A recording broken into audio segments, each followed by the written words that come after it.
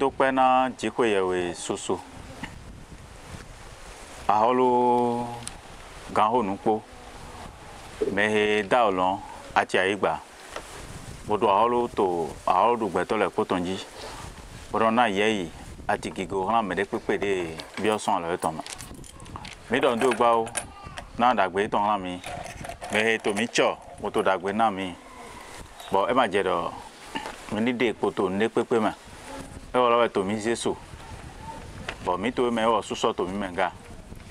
Dagbe ron poro yeyi no to nle pokon. Mi don do e bo jesu ni yo pe to alo mi toma. To gbe mi na do hodo vive qui patonji. L'importance de la louange. Vive qui paton. Nous qui payin.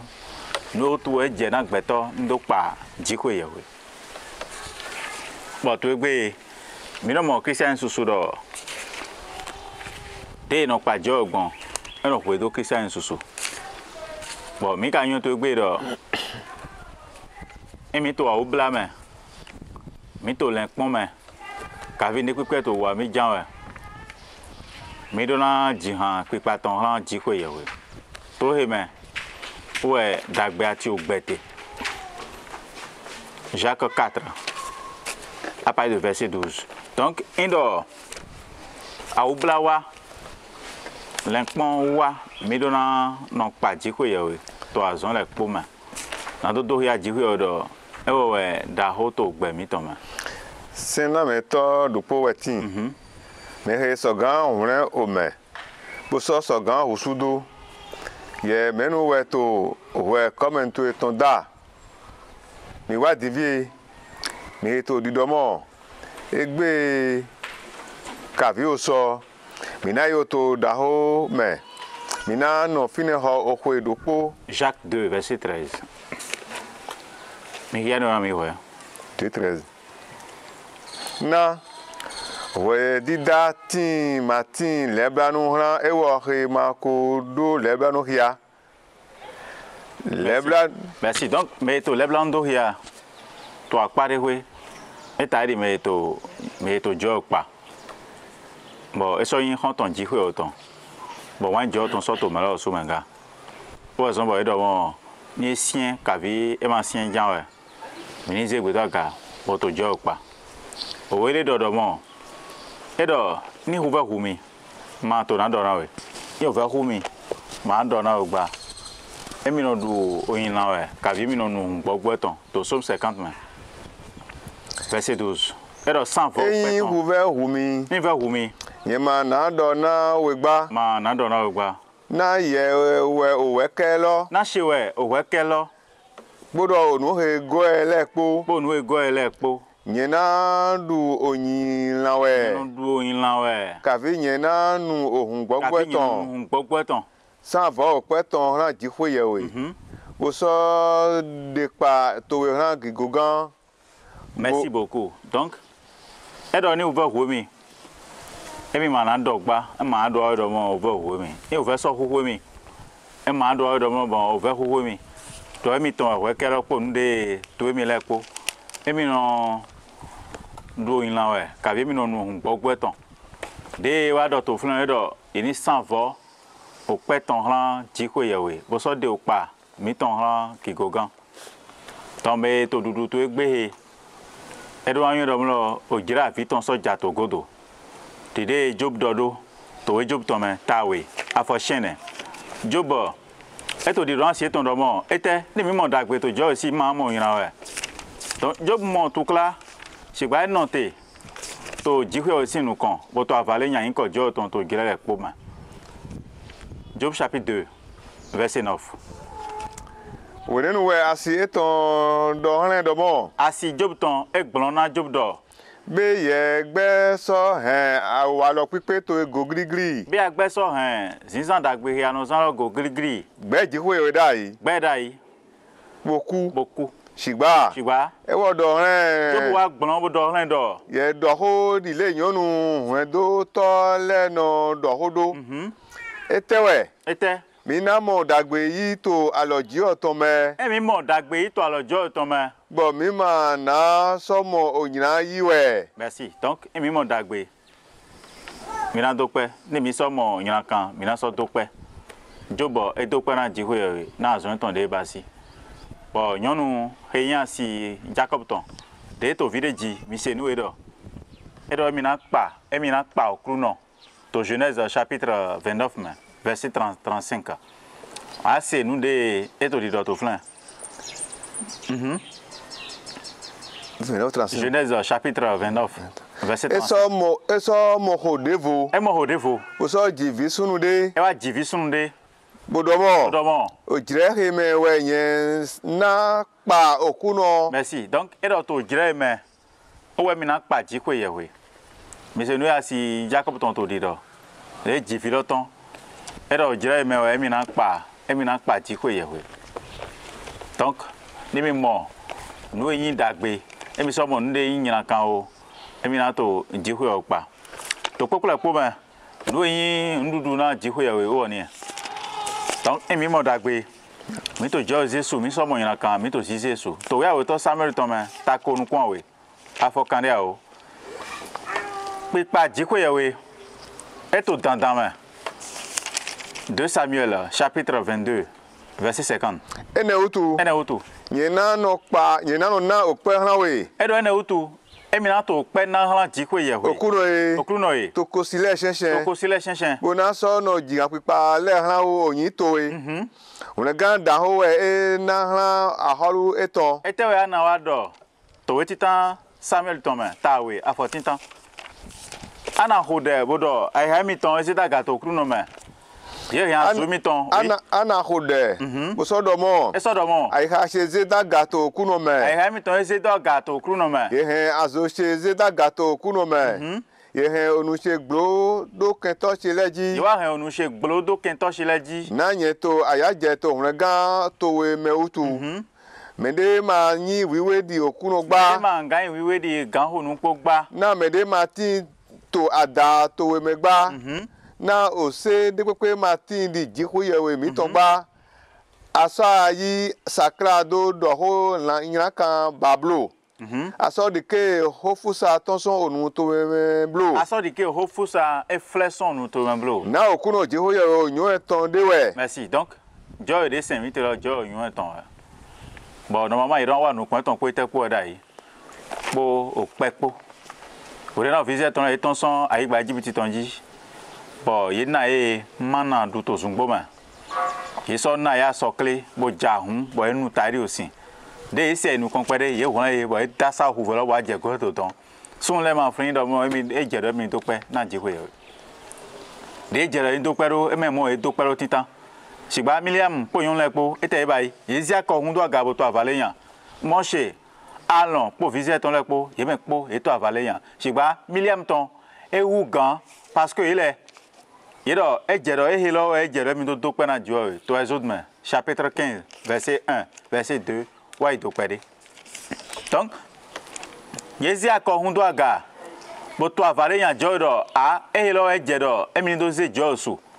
Exode 15 verset 1 wenen we mo se po visit ton le po ji o han he ran okuno bo do hodo mo yena jihan okuno yena jihan ji ko ye we na eko yi gigo ko bahwa o so po heto eton lepo eko takitina do okuveme okuno we huron po o han se po okuno e huron po han visit ton le tonton e wo so lezu hun gan che e so lezu hun gan na o visit ton le e we ji ko ye we se e hello we ji ko ye we miton yena so to pipe mina to sise do aga jikuye o to se ton yo to mi tonton yena no ze daga no ze do aga okuno we egbeto ahun afunto de merci donc ahun afunto da ho we jikuye we bode ese enu kon pede ye ponu kuma na jo to verset 26 o men jo ana yo sen bodo ni mi ta fo mi anku so de pa jo so oui e wo so do mo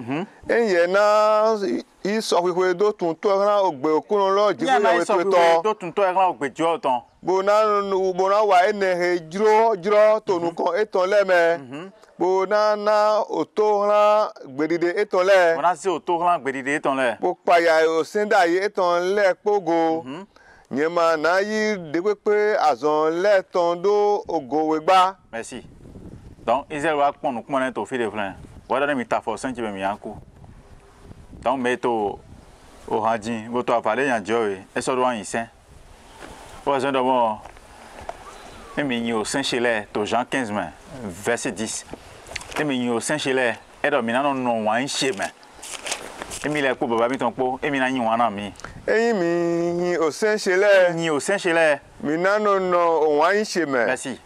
Bon, et t'es dans. Ouais, tu t'entends, nous voulons tenter. T'as fait ton coup, quoi, faut aimer. Donc, et dans les mini au 5 mitons là. Mais là, non, un miton, mais. Et mis les ati baba miton, et Milan, un ami. Et ça, descend les vides les mains. Et va descendre les vider les mains. Tout le main. Nadono wa division to aki okuno tonu kon. Tout le main. Nous, et donc, wana qui joue ton oui. Podo nadono wa wiwe. Podo nadono do pe bosono pa okuno jihuye Israël ton. Merci. Donc, et doit non père. Et là, on sait sous. On vit dans bao. Et t'as dit, mais il y a un plan into ça, par exemple. Bon. Gali on da du macaroni e ko no mlan e ka ya boy mama de kwekwe du boy e ba si mo ja no ngbe e do ando mo okru no to pe na we abasi na tagbe no mo macaroni mo ndu tagbe no mo gali mo nu àwọn to gbe ana osimi nso yin do ni eje so ana de hu gan mo mi e no vivi netra e ba do yi ni zesu we no vivi na se ba ni ma zesu lo o e to klado wa. Voilà le Colossiens verset 35. 1 Chronique chapitre 16 verset 35. Minin so no domo. Minno me po no dodo. Jiku yo hunle gan mi tonton e. Yo hunle gan mi tonton e. Hunle mi. Bo shia mi pri bo so hunle mi so kosi lesi. Nado no na ope le ran oyin wiwe to e. Merci. To mi do no Jesu, wala no na ope ran. Aussi en anu ya ado okru no ntokpe e te gbeto ja ba ko ma e gon pe ma do ran je e pa je da sin do to pa adokpe do mi dokpe do e gbo ore mi to sinada ajuna dunu afon borando ran clan do we ma de mi no ba to we bo e mo ndu ko no so ja ndu ji amodo au tout de no awa après parce que ndu do ma o ndu de clan do we bon e ma do de so gbon we les timba mi no ici pour l'on y a la zone clan pour l'on qui a doji bon ma yon de ho mu no ho de la sugbon tro zesu ndu ri aja dugo en ndu kun aweru anze jo su to nokon on a emi to pe bon to wo do kulo me verset 41 podo hamani po jedu tu ni po po pipo to heye de lepo po me po bo ye de lepo heye irogbo oyin dalile to ye de nado no na ope le ran okuno. Merci. Donc nous y akota le ba ye to pe na ran po na e wo me de ye do ran se to agato nle po kan nudu ti o nudu ma ti o e to pe do to we ti tan o tanu gbole ton me do klo ta ko nu kwanton afo atan. Mina c'est nous et Didier Flin. Bodo. Oui. Bodo. Fortune le ni. Bodo fortune le ni. Han jino tole. Fortune le ni no yi lizu no yi nuziza. Henye basile do na ope okuno. Merci. Donc, ne ko pe de gbeto do to igbaji e do ando do. E ma yemi ton. O so mo de ugan ho. Na holu Davidi. Boy do do mo mele ni hen wa e to nle na e nle na e na nu kaka bo nle e subo e go de ja o de ogbe to verset 10 to fi de flan e do kru no nu de ana mi lo do klo me mi de son do ja o pe do na ogbe nu de ana mi do klo o me mi de son do ja sisi jo na ogbe donc gbeto ma do ne to e gbaji gbadi no gbeto to na po e so gan kra nga yi goro a no e mi le no enjo ma to dagbe wa na we o vo e a so ya to egbaji ni mi pon wo lo do klo sin verset 30 1 Chronique chapitre 23 verset 30 Bodo na do chite to afonu na do no dope bo so pa okuno bodo mo kede to hwejayi Podo nado no na avonu na mi me lepo na okuno. Merci. Donc no e dote to jira bane. Ye dokpe nga mi le to gbe, de no dokpe gun. Mi le to gbe no ajobo. Owon yen na do awe. To ani dokpe, e ma so no fa. E no din ni le wa, mo no ja pe to ran jo gbe. Àwọn de kaini pan to ale no ho me to lo nton. Àwọn de pan ni. Ye lo ni wa san fo. Bo me de pon ne yan, abeli pon ne yan. Bodo a e je do mi ni Jesu, e mi dokpe ne.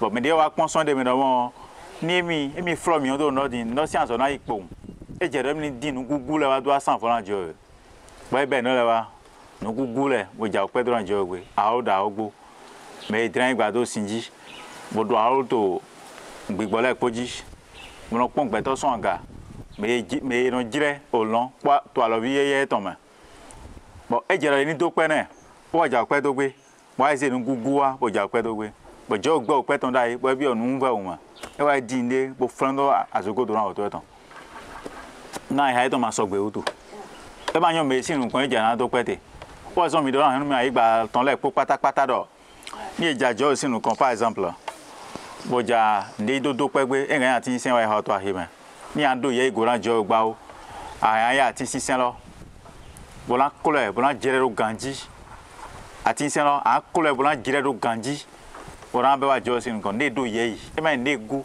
bo nyon to fide bo gbe to se bo ja du gbe o mo ro me ka yi do pe donc eyin ta di de ho do to jiwe nu aja yi do pe gbe ni eze bo ja pe lo do aze bo ja pe lo do go eze bo pon e do andodo no gbe to ganji e do pe e do eze ni le wa o gbo seku no de le wa o po de àwọn ga do pe to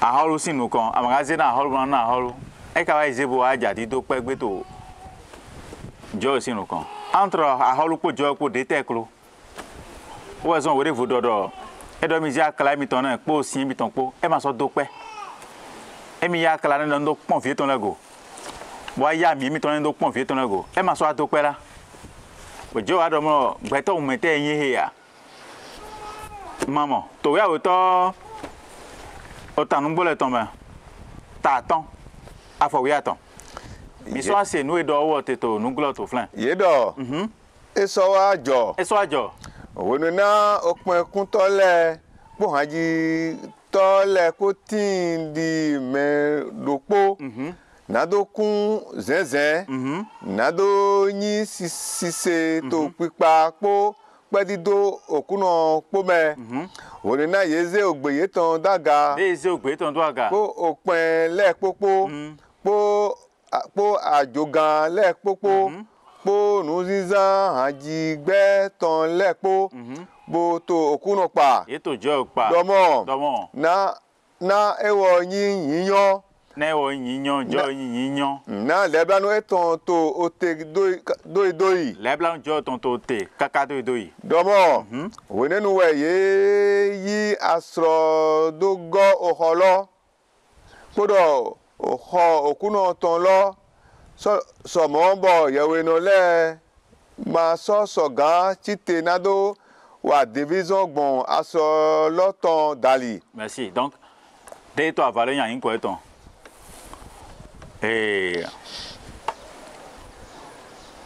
asrolo e go holoma bo mele nado wa division an joe e no sisien gba o so bo ni eto zizesu e no vivire gba o adunu amadunu ajamla yin bo no ve o yin sa sise to nto me do joe kro o han so lo hen tuklawa ni aso kipe bo a o han jijante e no hen tuklawa so wa o yin de yon le no ba to egbe yin to kwegbe o to afoyan o han de na jin do ye ji iro ha jin do to akola dama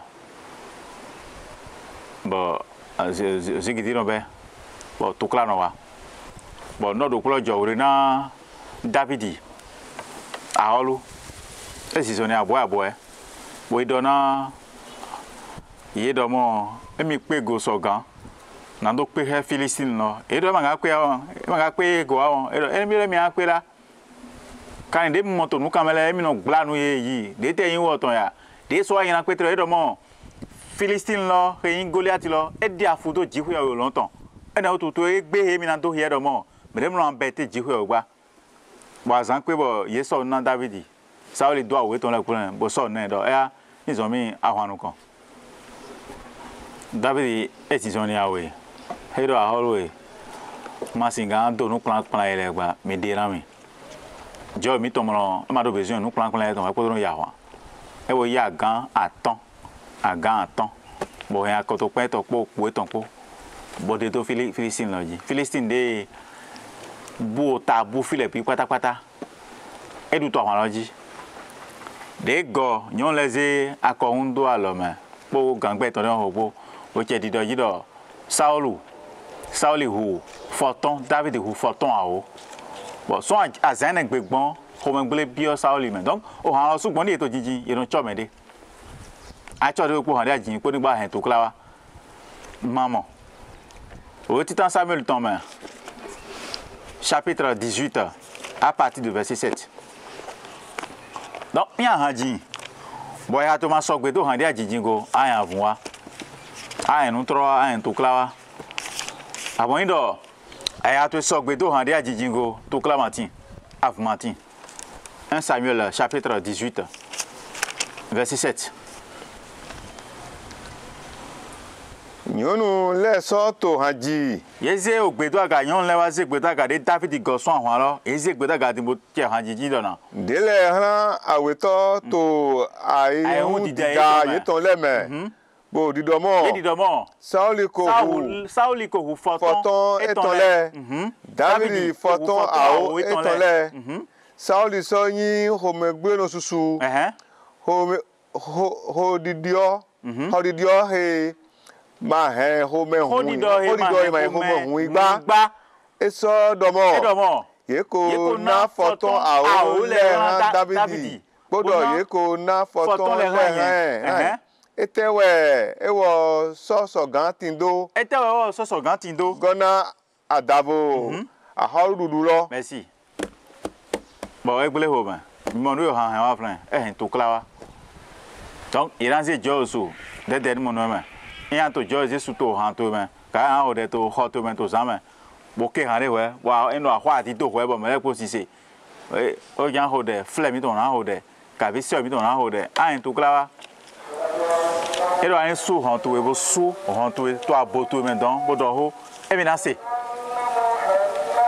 to ya we to tan ngbo le ton me ta chan we afo atan o so to ndi do to flen ndo pipa e inu fi ve na ji ko ye we ovize ton le poso to pipa to pipon o de na mi yon lo to tejeja de mi yon to tejeja gigo okuno ton lo so tin to oho loji gigo gahunu po ton wa to holoji aga ye so de yede ponukume ye ton le popo ran aigba to aigba ti loji bo litai bo na ope le han okuno yeze gigo titana jiko yewe bodomo na ewo yiyan merci bon mi na tumo no po wa ko lo je aso mi ton yi to go eta edi do me de ja ope do gbe to jo sinu kan bon de ja pe lo do gbe e klo no le po pátápátá e wo la o no le bitan bo ze nuru ze no le po da yi to pegbe bo aba on bare so go ze wa jo sinu kan ye to pe bo ye mo do pro to church me won yi no do yi o afo e ho sun wa bo ja pe lo do gbe bo fi to na o che no du ji to pegbe bo so du we ko do aze wa jo sinu kan e be do e se jo do ten aweto ma ye ba kan se do ten aweto me to ndi pepe mo mo gbe donc nde no fi na jo en do mo ye ni se do ten titan ma bo nde o vi eli ton le basi to soda ye ba ni bo no ma yan ni me le ja na do pe to church me e no to no le ba yi mo no do ran e do mo baba mi ton do e ni ja sala wa le vo do mo baba mi ton do mo e ni ja wa wa bo no ba kaka bo nde na do san fo na jo bo jo na yi ten titan e le no se jo do ten aweto ma bo je no ko bo ja ki jo ton bo aje bo ye na ten me yan kan bo do alo fi lo le go bo gbe baba o se do o fi lo le kote o yo de na bla do kan ran o e ganji an do ai pa onu popo e ba do mo il l'endomo il y a l'ento fide flendo eli to ton sena beto gan jihwe yewe donc il modo o viche ka vi mende juna bio alojo to me alo gangan no do virogo to we Nehemia to me tawe we afokonu kwene nous de vivre qui paton yi bon et dans ces jours do tintin tame non le mito di dona mito azan egbe tonji podo o gan levinu le ton le be pache na levinu le hashabia shelabia po Jesu avisunu kamil eli ton le po memesunu ye ton le po panu kan ye e panu kan ye nado no pa bo so no na ope le kededi gbedide David o me jikoyewe ton loto. Merci donc nous et David e pon rien e do to nle po ma e do no ze josu e ma do do mo na jefi ka be na je don ba o bla na wa na David e pon e do mo to jira o bla ton ma dide we samle ton do ta chan we afofo ton kwa we Psaume chapitre 7 verset 17 donc David e pon e do mo to ne pepe me e da no ze josu e ma do do ye mo o bla po ino ta bro abon fi de din e je do mo mini de ki go jo ton po ayo David ayo e to sisien kabie to bibo e to si Jesu yena ope okuno kededi dodo eton bo so no jihan pipa ton la oyin okuno gigogan ton. Merci donc nous David e pon rien mais dans no ze josu to hodi do me to zoni me to walo popo me il va quand on paie matin clan do we ou azon Pierre chapitre 3 verset 15 et do mi no clan o clan a pale ton do we to zoni si mi ton le me to walo mi ton me to hodi do me shiba to mi ton le po oui mi no clan okuno jihoyewe do wiwe to aiha mi ton me mi so no wula o popo nu na do gbena o me popo to walo mi opo osi po me. Merci donc mi na no ze josu ba no clan do wiwe to kin clan do we me ato ki pa jo ha lo ko ni me to jo clan do we e to jo pa we mama me me lo he o me hodo ho me mo lo chan hodo ho me kaka bo o ho lo le zun o ho e do mo me ne lo wo e to jo clan do we mama do to egbe sun to ho mo yon lo so to ho mo o ho ton sun to mi mo yon lo so to mi mo ga no yin ho ton sun to mo yon to mi mo bo ni mi ton son flan mi na de hia mi do to cleumen do to egbe he me ni nyu opo ndo no e bibeli wa to kun plan mi bon we le dale to Psaume 150 verset 1 mi na mo do e do mi ni Jesu mi ni Josu oui jihoyewe ye do jihoyewe okuno ko do ho bo iro aigba son wezeten kaka je ho eto non Psaume 150 150 verset 1 Psaume 150 verset 1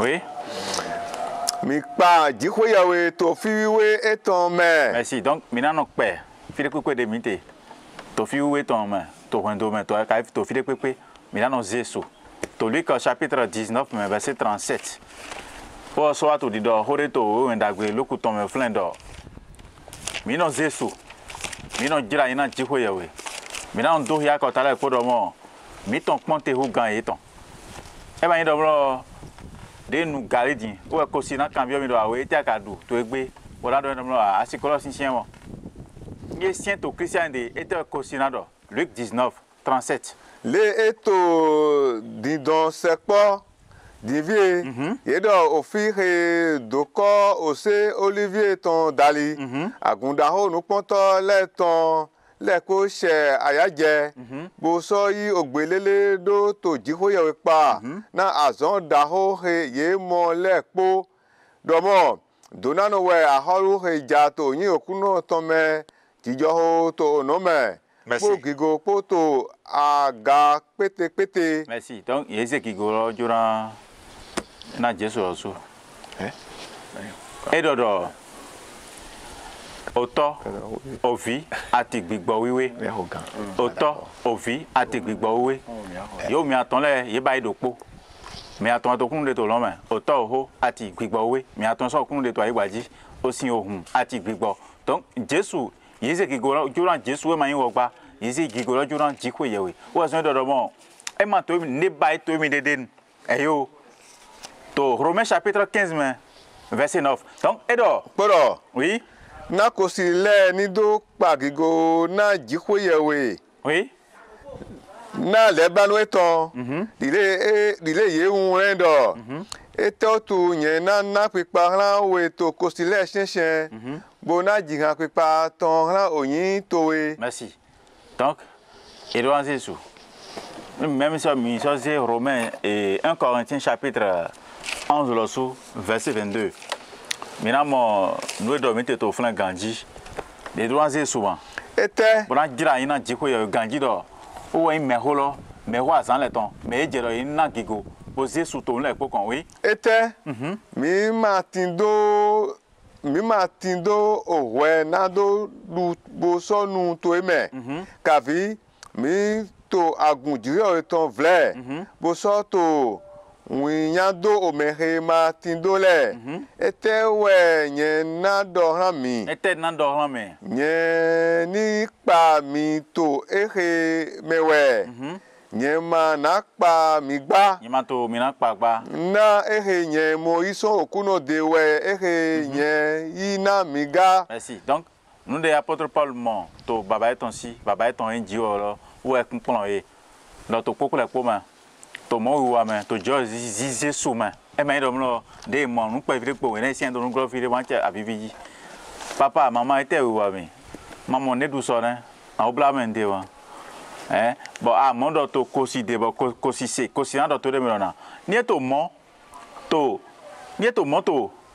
christianité mi le kosi le mo di an si fire donc christian do ya kosi do jo mi ton lo e kro gba o Ora si Jésus a ko me no jo gba o àwọn de mi no abi bai to gbe won to jo mi ton depo to nu susu ma yin to da ho e bo mi ve to mi to le po do mo to poku le po ma dagbe we yin na do nzi a hol mi ton su ba no jira yin e o na fe do mi tra mi do mi ante do o lego ni mi so si Somme chapitre 147 verset 1 mi na mo do mo que Jésus lo ouais et to bibio to flan mi na Jésus.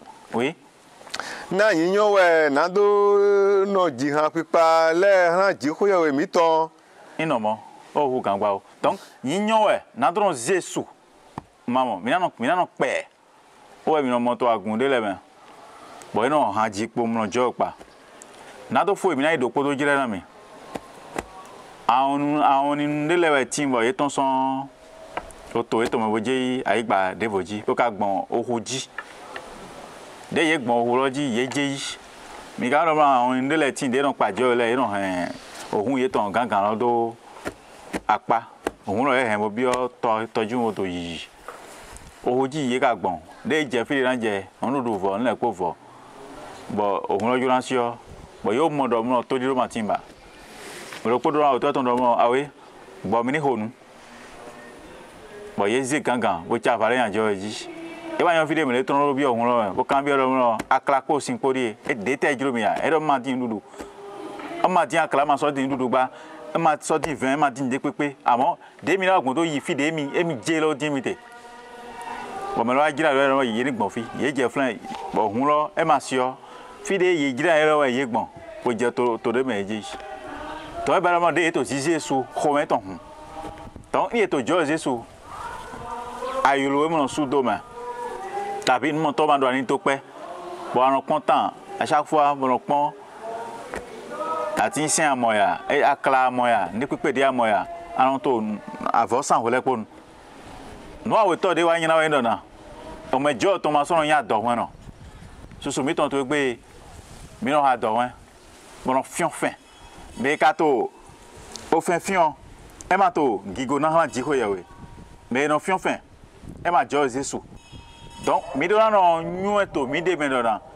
Jo Jésus lo o en da ho. Jo na gwa lo na kota eton le po. Níṣẹ́. Dijo ni tinto hanu me le po ji. Níṣẹ́. Jo na ho de na télévision Daniel TV ton. Níṣẹ́. Alléluia.